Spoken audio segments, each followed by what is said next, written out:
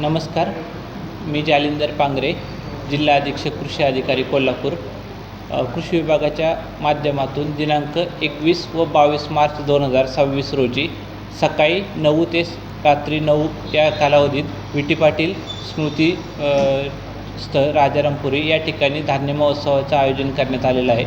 या धान्य महोत्सवाचे उद्घाटन हे कोल्हापूर जिल्ह्याचे पालकमंत्री महोदय यांच्या हस्ते करण्यात येणार आहे.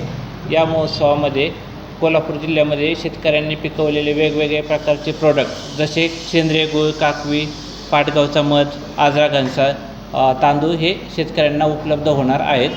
त्याचबरोबर इतर जिल्ह्यामधून पिकवण्यात आलेले ज्वारी, डाळिंब, स्ट्रॉबेरी, मँगो, त्याचबरोबर खपली गहू यासारखे वैविध्यपूर्ण धान्य हे शेतकऱ्यांकडून ग्राहकांसाठी उपलब्ध करून देण्यात येणार आहे. यावर्षी आंतरराष्ट्रीय शेतकरी महिला वर्ष हे जगभरामध्ये साजरा केलं जात आहे.